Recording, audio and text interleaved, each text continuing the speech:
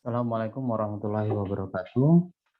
Pada video kali ini saya akan menjelaskan tentang tata cara pengajuan permohonan perkara di Mahkamah Konstitusi. Baik. Nah, judul kali ini berjudul permohonan. Dalam arti ini adalah tata cara permohonan pengajuan perkara di Mahkamah Konstitusi.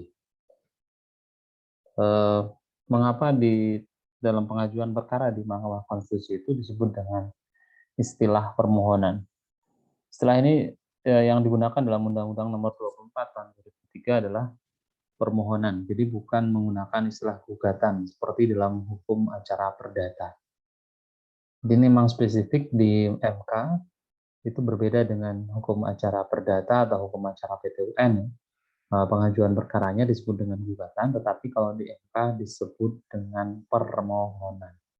Jadi kalau ada orang atau lembaga atau badan hukum masyarakat adat ingin mengajukan misalnya pengujian undang-undang, maka statusnya disebut sebagai pemohon, karena dia yang mengajukan permohonan, bukan penggugat. Sedangkan lawannya bukan tergugat, tapi termohon. Kenapa menggunakan istilah ini? Istilah ini digunakan karena dalam perkara di Mahkamah Konstitusi itu, nuansa kepentingan umumnya itu lebih dominan dalam setiap perkara yang ditangani oleh MK. Walaupun suatu perkara itu diajukan oleh individu warga negara, namun putusannya akan berlaku untuk umum dan mempengaruhi hukum dan ketatanegaraan. Jadi, karena nuansa kepentingannya itu umum, ya sifat perkaranya itu bukan sifat perkara individual, maka istilah yang digunakan di sini adalah permohonan. Misalnya dalam kasus pengujian undang-undang, undang-undang itu kan sifatnya umum, artinya nanti akan berimpak atau berdampak putusannya kepada masyarakat secara luas. Meskipun yang mengajukan itu seorang diri ya, seorang misalnya Yusril Iza Mahendra menggugat satu undang-undang, dengan cara dia mengajukan permohonan ke MK, putusannya akan berimpak kepada seluruh rakyat Indonesia. Ketika suatu undang-undang itu misalnya dikabulkan untuk dibatalkan, maka itu berlaku bagi seluruh rakyat Indonesia, bukan hanya berlaku bagi si pemohon saja. Nah, itulah mengapa kemudian MK menggunakan istilah permohonan.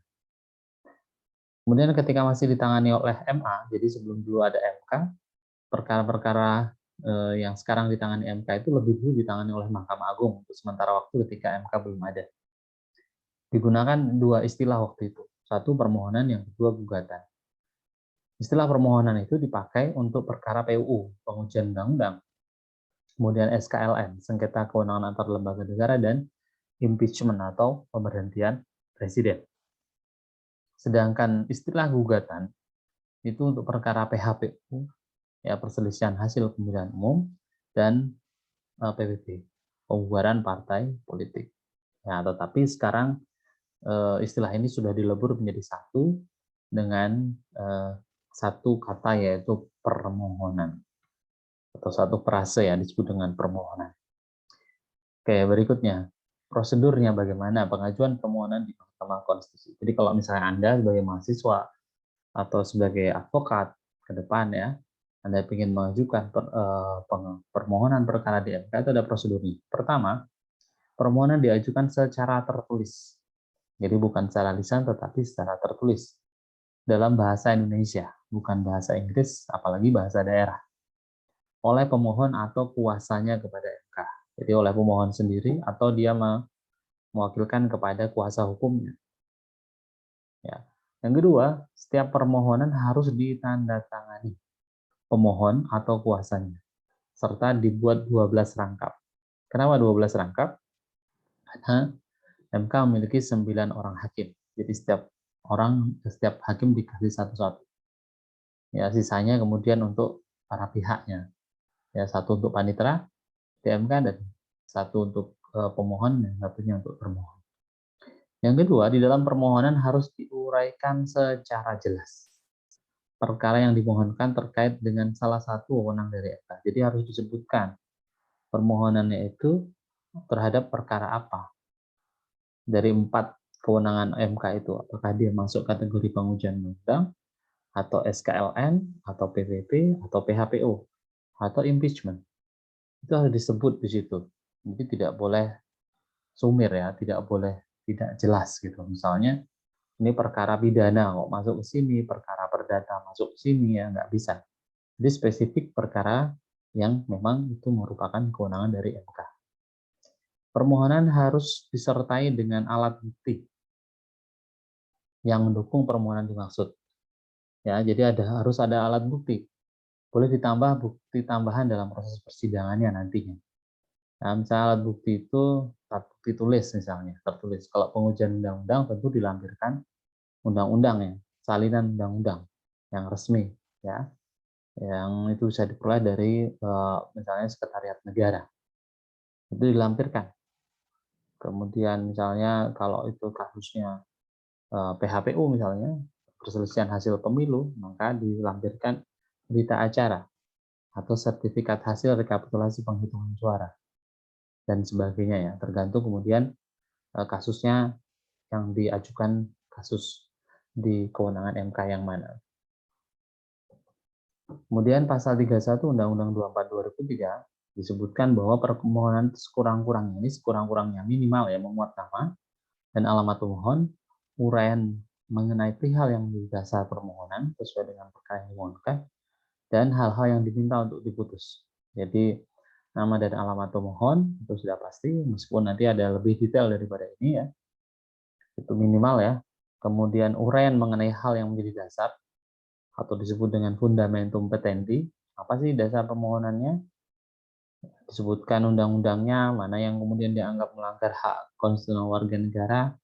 Kalau itu terkait dengan pengujian undang-undang ya, harus disebutkan. Kemudian hal-hal yang diminta, ya, petitumnya apa?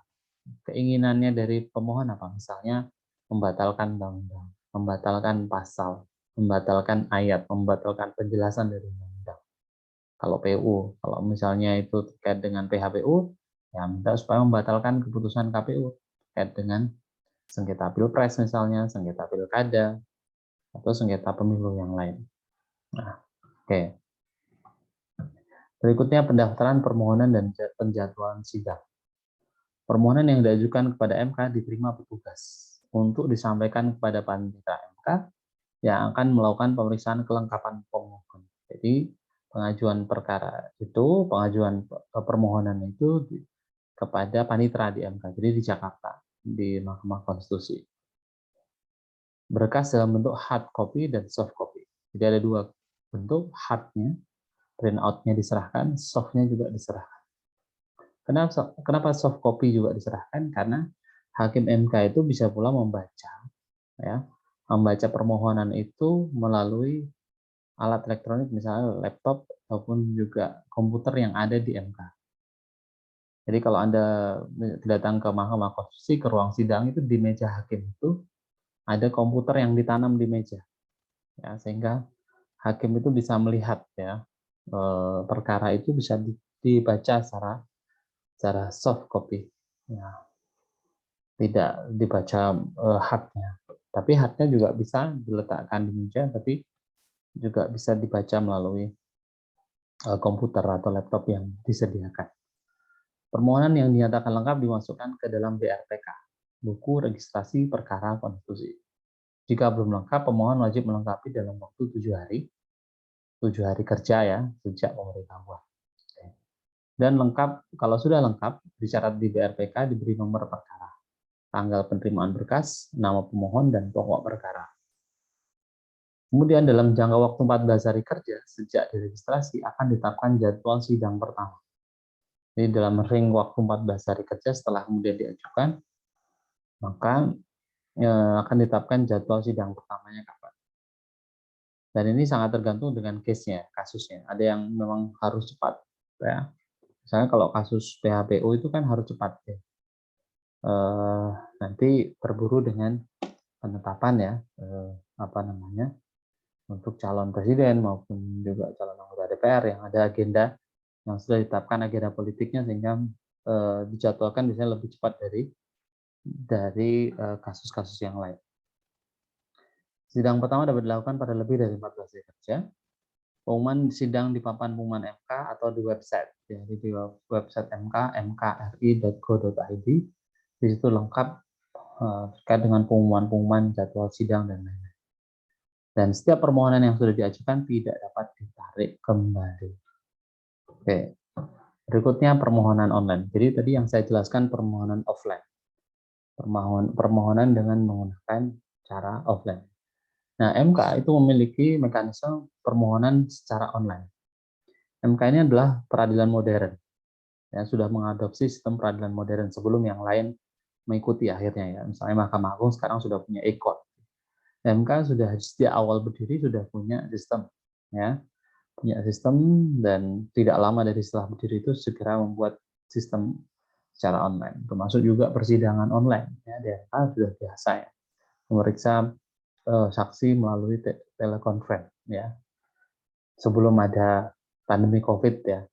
Sebelum ada Zoom dan sebagainya itu MK sudah punya sistem persidangan online. Dasarnya adalah PMK nomor 18 tahun 2009. Permohonan dilakukan secara online dan offline. Alurnya, pemohon melakukan registrasi di laman MK untuk mendapatkan username dan password agar dapat mengakses yang namanya SIMPEL, Sistem Informasi Permohonan Elektronik. Melalui SIMPEL dapat diajukan surat permohonan, alat bukti, penambahan dokumen, serta daftar saksi dan ahli. Username dan host juga akan berfungsi sebagai tanda tangan. Nah, oke. Berikutnya, permohonan diterima apabila masuk dalam jaringan komputer. Ya, jadi kalau sudah masuk, lalu nanti ada konfirmasi dari panitera 1 hari setelah dokumen masuk ke SIMPEL, pemohon atau kuasa harus menjawab konfirmasi tersebut dalam waktu 3 hari. Jadi sudah setelah diterima, lalu kemudian ada konfirmasi dari panitera, maka pemohon atau kuasa harus menjawab konfirmasi tersebut dalam 3 hari. Jawaban atas konfirmasi harus disertai dengan penyerahan 12 rangkap dokumen asli permohonan. Jadi tetap harus dikirim ya, dokumen asli permohonan itu harus dikirim. Proses pemeriksaan permohonan dan pemberitahuan dilakukan melalui email. Jadi bisa dikirim melalui melalui email ya, melalui email atau melalui sistem tersebut ya. Ya, mohon maaf baterainya habis, bentar saya cas dulu.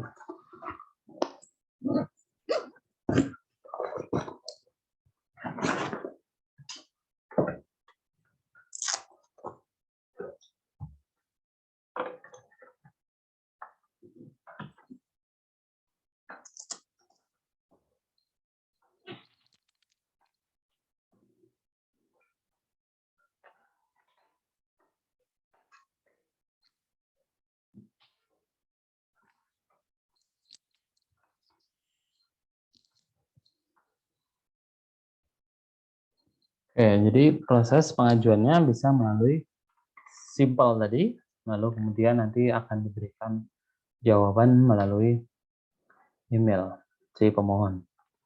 Kemudian permohonan online yang telah memenuhi syarat didokumentasikan dan disimpan panitera dengan penomoran perkara.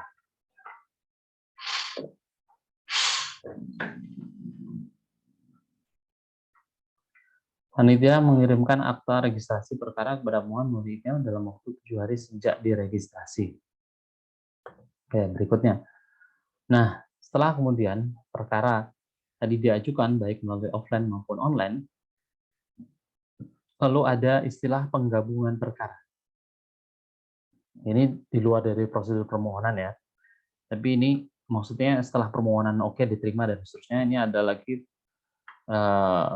mekanisme soal penggabungan. Jadi perkara itu bisa digabung. Kenapa bisa digabung? Karena terhadap satu masalah yang sama, kadang-kadang itu yang mengajukan permohonan banyak. Misalnya terhadap undang-undang tipikor, misalnya, tidak pidana korupsi. Yang pengen melakukan judicial review itu bukan hanya 1 orang, 2 orang, mungkin bisa 10 orang, mungkin bisa 10 pihak, mungkin bisa 20 pihak ya. Misalnya juga yang pengen menguji undang-undang tentang minerba, misalnya mineral dan batu bara, itu juga banyak. Nah, terhadap para pemohon yang banyak ya, dan dengan perkara yang sama, maka bisa digabungkan. Terhadap beberapa perkara permohonan yang diterima, MK dapat menetapkan penggabungan perkara. baik dalam pemeriksaan persidangan maupun dalam putusan. Ya. Jadi bisa juga digabungkan pada saat pemeriksaan, bisa juga nanti dalam putusan itu sekaligus menjawab banyak permohonan. Penggabungan perkara dilakukan melalui ketetapan MK apabila terdapat dua perkara atau lebih, ya, dua perkara atau lebih yang memiliki objek atau substansi permohonan yang sama. Dan ini sering terjadi. Terhadap apa? Terhadap pengujian undang-undang. Karena kan undang-undangnya cuma satu, tapi yang pengen menguji itu banyak. Misalnya undang-undang IKN sekarang, undang-undang tentang ibu kota negara baru itu ya, ibu kota Nusantara itu sudah ada beberapa pihak yang mengajukan permohonan. Nah, nanti MK akan menggabungkan permohonan tadi. Penggabungan perkara biasanya dilakukan untuk perkara sejenis, walaupun ada kemungkinan terdapat dua perkara yang masuk dalam dua wewenang yang berbeda yang memiliki isu atau hukum atau pokok perkara yang sama. Bisa juga, misalnya terkait dengan pengujian undang-undang, lalu juga terkait dengan PHPU misalnya, penyelesaian sengketa hasil pemilu. Karena yang diuji undang-undang pemilu, nah ada kaitan dengan ini PHPU. Isunya sama, walaupun ini dua ranah yang berbeda, tapi berkaitan. Itu bisa juga digabungkan. Penggabungan juga dapat dilakukan apabila di tengah proses persidangan terdapat perkara baru yang mengajukan pengujian ketentuan yang sama atau memiliki isu konstitusional yang sama. Perkara baru ini akan digabungkan misalnya dengan perkara yang sedang diperiksa. Jadi ketika persidangan sudah berjalan, masih ada lagi yang masuk yang mengajukan perkara. Nah, itu bisa digabungkan sekalian. Jadi misalnya perkara dari pengacara dari si A, si B, si C sudah disidang, tiba-tiba ada pihak D masuk juga. Nah, sekalian digabung. Penggabungan perkara untuk pengujian undang-undang itu diatur dalam PMK nomor 6 PMK tahun 2005. Contoh perkaranya ada dulu ya, PUU tahun 2003. Ini pengujian undang-undang. Waktu itu terkait dengan pemilu, ya, calon anggota DPR, DPD, dan DPRD yang ex PKI, bekas atau pernah terlibat dalam jaringan PKI, itu apakah boleh menjadi yang calon anggota DPR atau tidak. Nah, itu sempat dipersoalkan ya, karena di dalam Undang-Undang 12 2003 itu tidak memperbolehkan. Tapi kemudian isu hak asasi manusia itu kencang ya, supaya kemudian dihapus syarat itu. Ya, syarat calon anggota DPR dan DPRD itu tidak lagi mempersoalkan dia anak PKI atau bekas pelaku G13 PKI, masuk organisasi terlanang zaman PKI itu kemudian dihapus. Dan sekarang boleh semua anggota DPR, DPD, DPRD itu berasal dari keturunan PKI atau bekas anggota PKI. Yaitu jadi perdebatan panjang ya waktu itu. Tapi nyatanya sekarang di DPR kita lihat beberapa anak PKI juga jadi anggota DPR. Dan isunya terus berkembang sampai kemarin calon anggota TNI segala macamnya. Oke, jadi udah lama soal isu PKI. Contoh putusan nomor ini juga menggabungkan perkara pernah terjadi juga, Undang-Undang 20 2002. Kemudian penggabungan perkara juga dapat dilakukan terhadap perkara PHPU tadi yang saya sebutkan, ya, perselisihan hasil pemilu di satu daerah pemilihan yang sama tapi diajukan oleh parpol yang berbeda-beda. Jadi misalnya sengketa hasil pemilu diajukan oleh parpol A, parpol B, parpol C, ya, terhadap daerah pemilihan yang sama, itu bisa diselesaikan, bisa digabungkan pemeriksaannya dan bisa diputuskan bersama. Nah, pada prinsipnya tidak dapat dilakukan penggabungan perkara apabila terdapat perkara yang sama tetapi diajukan oleh jenis permohonan yang berbeda. Jadi pada prinsipnya ya, dikatakan pada prinsipnya itu sebenarnya nggak bisa. Cuma nanti hakim akan melihat apakah ada korelasi ya, hubungan antara satu perkara ini dengan perkara yang lain. Tapi pada prinsipnya nggak. Pada prinsipnya tuh gini, pada pokoknya jangan digabung dulu. Ya, dicek dulu, dilihat dulu apakah ada korelasinya. Kalau ada baru kemudian digabung. Kalau perkaranya sama ya nggak masalah. Tapi kalau perkaranya berbeda, maksudnya dari jenis permohonan yang berbeda, dari jenis misalnya lebih dari satu kewenangan MK yang berbeda, maka harus dicek dulu.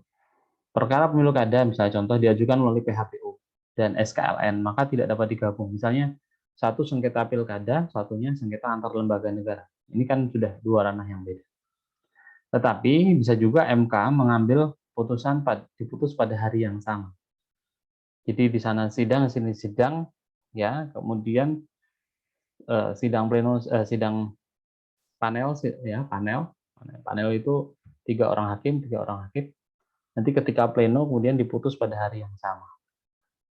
Gitu. Sehingga kemudian misalnya itu ada hubungannya, misalnya sengketa PKPU plus sengketa antara KPU melawan DPRD misalnya, atau melawan KPU dan Bawaslu bersengketa misalnya, ya. Sedangkan sengketa hasil pemilihan juga berkaitan dengan apa yang disengketakan oleh Bawaslu dan KPU. Nah, itu bisa tidak bisa digabungkan, tetapi bisa diputus pada hari yang sama apabila memiliki hubungan, ya, terhadap keputusan tersebut ada dampaknya kalau tidak diputus pada hari yang sama. Nah, demikian untuk kuliah pada hari ini. Mudah-mudahan Anda bisa memahami apa yang saya jelaskan dan doakan saya segera sehat kembali dan bisa mengajar Anda di kelas. Terima kasih. Assalamualaikum warahmatullahi wabarakatuh.